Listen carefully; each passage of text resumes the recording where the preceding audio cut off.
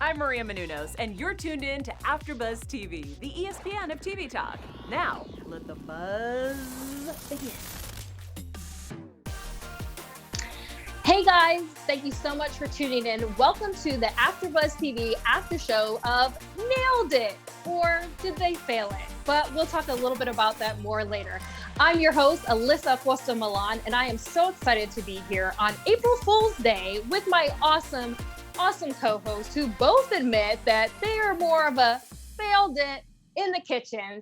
Hi, Eric. How's it going? Hey guys, happy to be here. Yeah, she's right. I more often than not will fail it in the kitchen. Unless I'm making banana bread, it will be the only thing that will come out well for me. And Miss Lisa K. Satchel, how are you doing, girl? I'm good. Honestly, I kind of have half of it like most of the contestants. Like, it'll taste good, it just won't look pretty. You know what? Half of it is winning the battle in the kitchen, I say. All right, well, we're going to get it right to it. We are talking all things season 4, episode 4, Chariots of Failure. Now, we're going to be breaking down the episodes by the competitions and the winners. And today they had a special guest judge, Gabby Douglas, who you should all know by now is a gold medalist. So I want to know what your guys' thoughts were about the episodes. We'll start with you, Lisa. I thought, first of all, it was great to have Gabby there. She's iconic. We love her. And she was so sweet to everybody. And that was really nice. And the contestants were super fun this episode, too. Mm-hmm. What about you, Eric? Yeah, I have to agree. Seeing Gabby there, I was shocked. I did not expect to see an Olympic level athlete ever as a guest on this show. So seeing her was really awesome. And yeah, having a set of twins like battling it out in the kitchen together with one person in the middle, just between them screaming at each other. I thought it was one of the best dynamics that we've ever had with contestants on this show. I agree. And I love that it's Stacey, Stephanie, and Shane. At first I was like, are they siblings? Maybe triplets? But it was just the twins. And I have not seen that before on the show. So I thought that was really awesome because twins and just siblings in general are super competitive. So I think it was definitely an awesome edge that they brought to the show. So we're going to get right to it with the Nailed It first round of the competition, where they had to make sports medalist cookies. Now it looks a lot easier, I'm sure that it is, but to actually make the faces, we saw that they had a lot of trouble with. What were your guys' thoughts about how they made the cookies? It was so interesting to me. Just first of all, the fact that they had to make 3 things instead of just the regular 1 or 2 parts together. I was already easy on them. Yeah, I was like, you're already throwing a wrench in whatever they've been planning. But yeah, having to get the small details of a rock climber's face, someone doing karate and surfing. Yeah, there were various levels of success. One far better than the other 2. Yeah, it was a very interesting first round, especially with Stacey and Stephanie just screaming at each other, just back and forth across the kitchen. Well, and Stephanie seems like she's very precise. She's actually measuring out everything. And Stephanie's going to throw this in here, a little bit of sugar, a lot of butter. And I'm like, you guys are so polar opposite. So it was cool to see that they're actually like that and they both weren't the same. Yeah. Yeah. Seeing how they go about the kitchen, you're right. Just one roughly throwing everything in and one being super precise. I was like, oh, they're going to make vastly different cakes and everything in the last round. So it was very interesting to see them in the first round. And that's what made me think that Stephanie wouldn't do as well in the first round. Because I was like, girl, you got to measure something, just one thing at least, something. Yeah. Well, it's interesting because sometimes people don't measure things. They kind of just wing it. And it actually works out. Not all the time, but sometimes it actually works out. For her, we saw it really didn't. But let me back up to Gabby. She brought out her medals. And I'm thinking, if I'm a contestant on the show, I'm baking medals, cookie medals, and she actually brings hers that she actually won at the Olympics. That's huge pressure because she worked so hard to get where she is. And then we're making cookies that could fall apart, that might not look how they're actually supposed to. I'm just glad that they didn't have to actually make the ribbon because I think that would have been too much for them with actually making the actual cookie. Yeah, it was very interesting seeing all of that. And what did you guys think when we got to the judging panel? Let's talk about Stephanie's first. Yeah, Stephanie Yeah, Steph's was not good. If I didn't know what sport she was supposed to be basing this off of, I would have been completely lost. And the fact that all of hers were just different sizes as well. Like Gabby said it right. She was like, yeah, this would be awful to carry around with me. It would just be too heavy. I was like, yes, Steph, maybe you should have measured, maybe used a cookie cutter. Would have been helpful for you in this round. And Gabby said that they tasted like gummy and fumbly. Mhm. And I'm thinking, girl, you have a gold medalist in front of you. And she's saying that these medals are not great. That is not a good thing. Yeah, I felt bad for her though, because I feel like you could tell everybody was like so excited to see Gabby. So to be like, my cookies might poison an Olympic athlete, that's crazy. Like, can't feel great. And there's already enough pressure with being on the show in a time constraint, and you're not a good enough baker as it is. And then you have a gold medalist there. Now let's talk about Shane's, because his medals, instead of like this, they were like this. And they were all like 3 times too big. And you could definitely see that. What did you guys think about that? Yeah, with Shane, the rock, because he was doing rock climbing, his were a bit more defined, but yeah, his cookies were just far too big. He cut them too large at the beginning, and I was like, no, it's going to expand when it gets in there. You need to make these like half of the size that you want them to end up as. So seeing the fact that his were like almost the size of Frisbees was not a surprise to me when they finally came out of the oven. It made me smile though. It was a good time. You know what? He won you over, Lisa, and that's all that matters right there. I feel like with his icing, he kind of just, it was like a 2-year-old. He was just like spraying it everywhere with his icing. You couldn't really tell what it was. And the judges were like, ah. And what about Stacey? Yeah, Stacey's clearly were the best for me. Like they were the proper size. Without question, I knew this was someone doing karate. Like I didn't even have to see what she was basing it off. I was like, oh, this is a person like jumping through the air with their foot out. They're doing karate. And it really paid off for her that she measured everything, like cut things the proper way. I was like, yeah, you really beat your sister in this competition. You should be happy with that. But it's funny that she did so well, because the whole time you see her mixing her dough, and even Jaques pointed out that she mixed her dough too much, and it was kind of just like in this heap, and it got stuck in the whiffs. So I'm surprised that she did as well as she did, but considering the other 2 didn't really do so great, that doesn't surprise me. Right. All right, guys, we're going to move on to a round 2.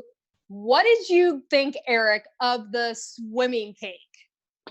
I was completely blown away by that. There were just so many details with just the 3 layers with the fire on top, but then just seeing that they had to craft so many just people, like either like above the water or just their legs standing up. I was like, this is where I would completely lose. Just you have to get such good details just on little legs, people's arms in the air. I was like, I was impressed that anybody was able to make anything remotely standing up, like with people in that regard. And Lisa, what did you think about Stephanie getting the advantage, which last episode they didn't have any of the advantages. So I'm glad they brought it back this episode. What did you think about the relay race that they got to do? I thought that was so funny. First of all, I think Stephanie really needed it because she needed the time to take her time. You know what I mean? And that the challenge itself was really funny, like to make Nicole peanut butter and jelly sandwich. Why not? I don't know whose idea it was, but it was hilarious to me. Like, oh, we're gonna go behind the scenes. And I love when they do that, like break the fourth wall and we see the cameramen and all that stuff. It's always so fun. Yes, I feel like I was watching like a football play-by-play, because they go behind the scenes and they show you the different plays. And I felt like they were actually, I mean, it was only for 3 minutes, but to me, it kind of looked like, hey, we have to make her a sandwich because we're not going to get to bake until that happens. But it was only for 3 minutes. But they're running around the kitchen and getting all this exercise, but then they're wearing themselves out for having to bake that enormous, like precise cake. But I think it was genius. It was definitely something different than I've seen in the past. So Eric, you agree that it was like a pretty cool idea? Oh yeah, same thing. I love that it took them out of the kitchen. They were still technically baking, but it took them out of like the regular kitchen. They didn't have to just stand there and just watch someone else do something. So I really like that this really threw people off their groove. Like the fact that they had to run around to go and find things for this. And I mean, hey, the judges are sitting there. They're not doing anything except watching a bake. Why not have somebody make you a sandwich? I mean, that was a genius idea.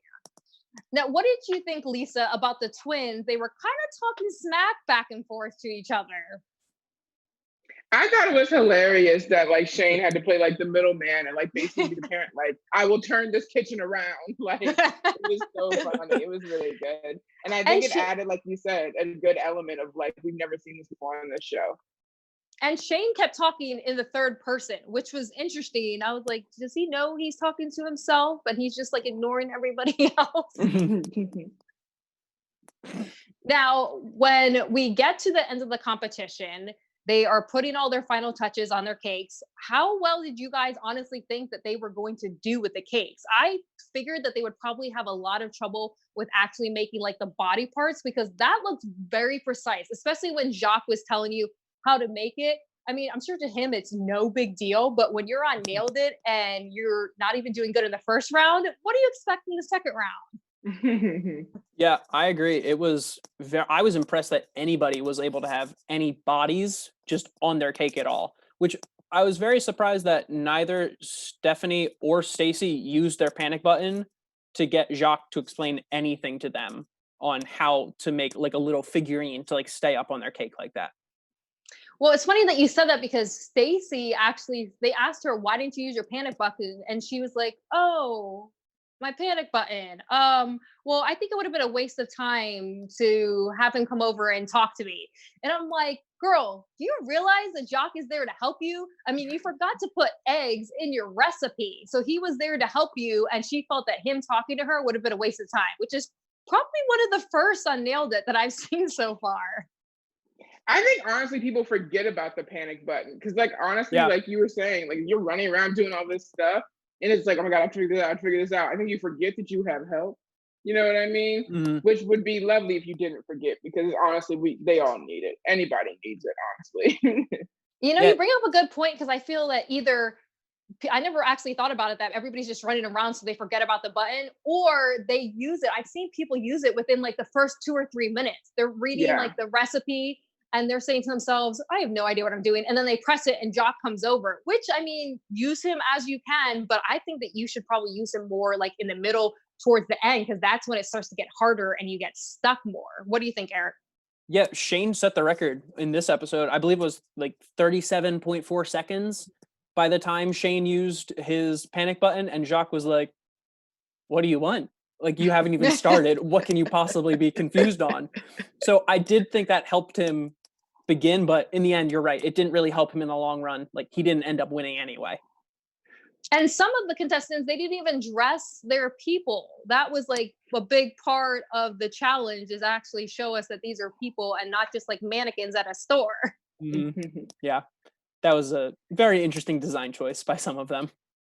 And I also like that Stephanie, hers kind of looked, well, I didn't really like, I just thought it was funny, that hers looked like spaghetti. It was kind of just like a bunch of rounds all over the place. And Jaques was like, I don't think it's supposed to look like that. So do you think that Stephanie was the right winner for that?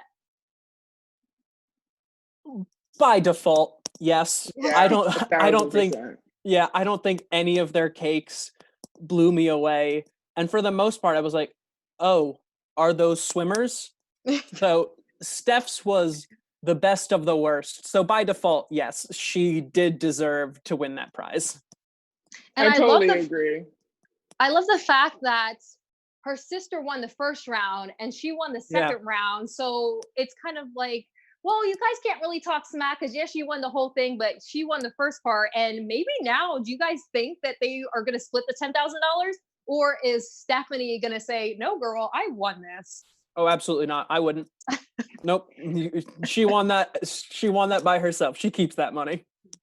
I think Stephanie was so happy though that like her sister was genuinely happy for her. Yeah. She might buy her a little something nice, but I don't know about straight up split it down the middle. But they might go on a trip together, maybe. That would be really fun. Right. I think like that. If it was my sister or my brother and I on the show together, I would definitely say like, hey, we came, we had a great time. This was awesome. We both each won. Let's go take a vacation together. Let's take a cruise or do something fun together. I think that would be a really cool way to share it. Yeah. Okay, so now we're going to go to the special segment by Eric. Yeah, so since this episode was the first time we had siblings, even twins on the episode, I wanted to pitch to you guys, which famous pair of siblings would you guys like to see compete head to head on this show together? I would have to say, and not just because they're twins, but they're like the first ones that popped into my head. I would say Tia and Tamara Mowry. I loved watching Oh, that's a good one. Sister growing up. And I actually got to interview Tia a couple years back in DC when I was stationed there. And she was just the most down to earth person. I feel like her and her sister would have so much fun competing against each other in the kitchen that would be a great one to see on there. That's a good call, That would be super cute. Yeah. I would do the Property Brothers because I think it'd be really funny. And there's also like 3 of them. Yes. So it could be a whole Property Brothers episode and they have to build like a house of cake or something, or like a DIY project out of cake. Like it'd be really fun. Yeah. That's a good one as well. What about you, Eric?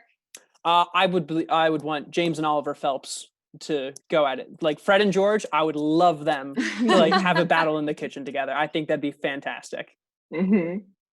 And what about our news segment, Lisa? Okay, so we're halfway through the series, which means we're coming to an end. I know we all get that like FOMO, like my show is over, now what do I do? So the producers of this show actually have 2 other shows on Netflix that you can hop over and watch after this one. So there's the Braxton Family Values, which is about the Braxton sisters. That's a fun little show you could watch. If you're looking for something really similar to Nailed It, there's Sugar Rush. I'm personally obsessed with that show. Love there's it. More baking, literally more competition. Go do it. Sign up for it. And there is also Nailed It in different countries on Netflix that you can watch as well. And they have the English subtitles at the bottom. I watch it all the time with my best friend. Even if we don't understand the language, we still binge it because we love Nailed It. Yes. Well, thanks guys so much for tuning in. We've had an awesome time being on this panel. We hope you all are staying safe during the quarantine. Where can they find you guys on social media, Lisa? You can follow me at Lisa K. Satchel on Instagram, Twitter, and TikTok. And yeah, let's chat. Let's hang out. And Eric? Yeah, thanks for stopping by, guys. It was great talking with you guys. You can find me on Twitter at EricJewel11. I'll be watching a lot more of this season, and just feel free to tweet at me if you want to talk. And you can find me on Twitter and Instagram at Alyssa_Acosta. Thank you so much, guys, for tuning in. And what famous siblings would you want to see on the show? Just like we discussed, let us know in the comments below, and make sure you tune in to all the AfterBuzz TV after shows and more episodes that we'll be streaming of the Nailed It After Show. Until next time, have a good time in the kitchen. Our founder, Kevin Undergaro, and me, Maria Menounos, would like to thank you for tuning in to AfterBuzz TV. Remember, we're not just the first, we're the biggest in the world, and we're the only destination for all your favorite TV shows. Whatever you crave, we've got it. So go to AfterBuzzTV.com and check out our lineup. Buzz you later. The views expressed herein are those of the hosts only and do not necessarily reflect the views of AfterBuzz TV or its owners or principals.